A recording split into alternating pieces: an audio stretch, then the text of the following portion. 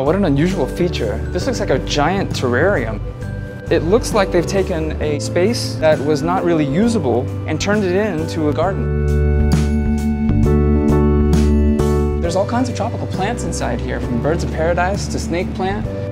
I can sense that the humidity inside is drastically different than it is outside the terrarium. Patrons can sit in the air conditioning while the plants get their nice humid environment.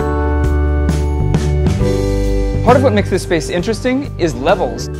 Instead of only having plants on the floor, we also have plants that are hanging from the ceiling. There's this whole perimeter of snake plants all the way around the space.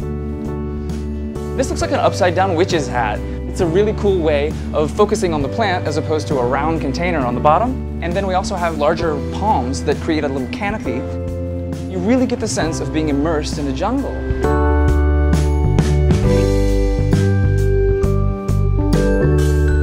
This is the most requested space in my restaurant.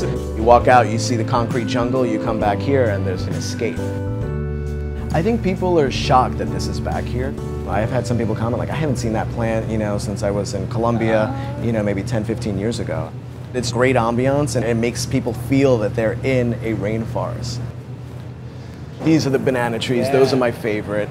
We call these in Latin America mother-in-law tongues. They're typically called snake plants, but in Latin America your mother-in-law is always complaining at you, so her tongue is wagging, So what about this ivy over here? We didn't plant it, it came with the space. We've actually trained it to follow the air conditioning duct, and it's just growing wild.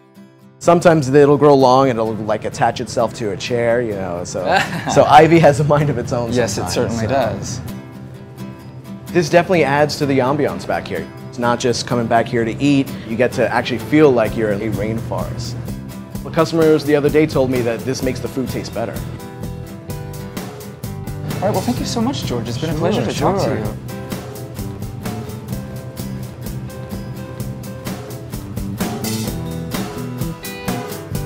See you next time on Urban Gardener.